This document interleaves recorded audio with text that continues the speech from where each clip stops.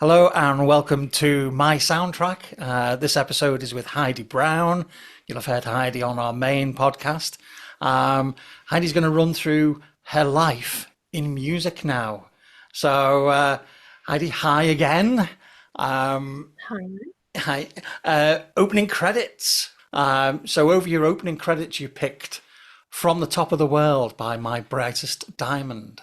This is just a really intriguing, complex piece of music. It's not an expected kind of typical pop song. It's really beautiful, really interesting, kind of weird and kooky. It takes you on a journey. I think opening credits, I wouldn't want anything to be too expected. I want it to sound like you don't know where this person's life is going to go on a journey. Yeah, yeah, So cool, cool. yeah, I found that exercise really difficult, but this particular song, when I listened, I thought, yeah, that Yeah, one. good.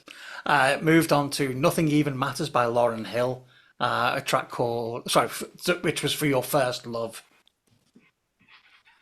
Yeah, that song just really kind of dives you deep into that kind of spellbound feeling that you get when you are so in love with someone. Nothing else matters. Like it's just like hyperboles of Mm, extremist emotion. You're just like completely lost in it. So yeah, it's a very daydreamy song, yeah, very atmospheric. okay. First heartbreak was the Park with Feist, which has a beautiful vintage, almost gramophone-like vocal over it. Yeah, I think it's that nostalgia. There's so much space in that song, so reflective and like wistful. So there's no anger, there's just like a sense of loss and sadness. It's really poignantly put across. I think it's a really, really beautiful song Yeah, and really beautifully recorded. totally agree. Um, as we get to high school, we pick up a little bit with Oxford Comma by the Vampire Weekend. Yeah, this is just a fun song. And I was listening to these kind of bands at that age. I was into The Strokes. Um, I was like always a bit of like the class clown, but also like like a straight A student. I did go to Oxford, but I dropped out after a year. Oh So no, it's a little nod to that as well. yeah. Excuse me.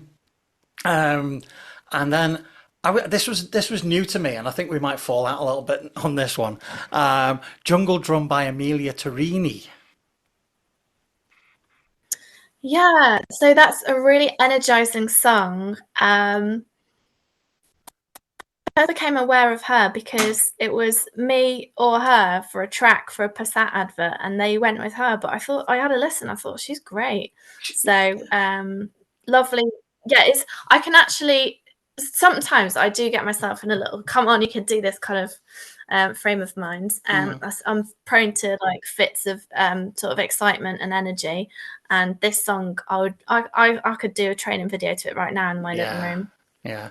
The reason why we might fall out a little bit, and forgive me for this, I have this habit with my ears of hearing similarities between songs, which people go, Oh yeah. "Huh? Where did you get that from?" And and and this track reminded me of "Love Machine" by Girls Aloud. Really? Yeah, and that's why it's this wacky thing my brain does. That there's something in the rhythm. I don't know what it is. I've listened to the both songs back to back, and it's not blazingly obvious what it is, but something about it. That song reminds me of that Love Machine.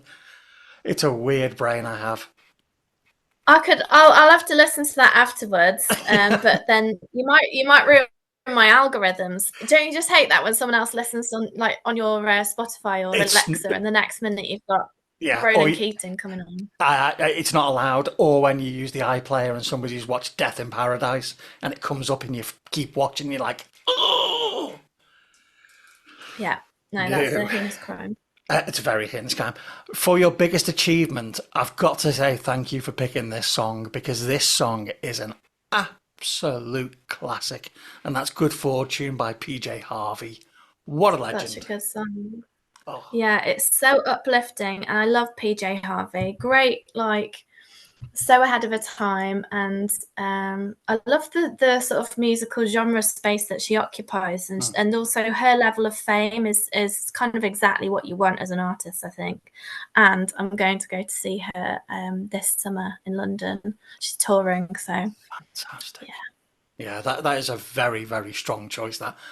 Now, what you've done here, your funeral and closing credits, you've merged into one, which I like the idea Oh, of. I didn't No, know no, they were no, no, no, right. no, it's Okay, that's fine. my No, mystery. say you meant to do it because cinematically Yeah, it works beautifully with this song. So you're talking yeah. about pictures and visuals and music. It works perfectly here.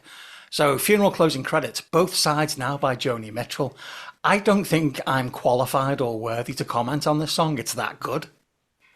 Mm. It's one of those like moments of sort of clarity and wisdom that seem beyond the years that she was when she wrote this. Mm. But that's the thing with music. I think there's something really magical about writing a song. I think sometimes you're channeling some wisdoms that are from just universal truths or whatever. And I don't know, maybe some hallucinogens were involved, but it's such a philosophical, beautiful song. And um, it was on my karaoke machine that I bought when I was 15. I used to be a waitress, and I worked for ages to earn 200 quid. Got on the bus to Hanley and bought myself a karaoke machine, and then because I really wanted to become a singer and I Mm. wanted to hear how my voice was, so that was how I learned to sing. And Both Sides Now was one of the songs Oh, that I wow. got on. I got like a compilation of um, I think it was Carole King and Joni Mitchell. Yeah, yeah. So I just learned to sing those songs over and over. So it really was my introduction to honing my craft as a singer.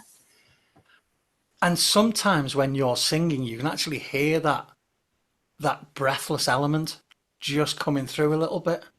So Mm, that influence is there. It's an amazing song. From a structure point of view, it's so. I hate to use the word simple, but it is an uncomplicated yeah, song structurally. yeah, But it's what she does with yeah, it that it just blows it out of the water completely. It's yeah. yeah. That is hopefully it's a long, long time before we have to use your playlist in earnest. But that is a great playlist. Thank you ever so much. You're very welcome. And I've just been to see the Amy Winehouse film, which I thought was absolutely brilliant.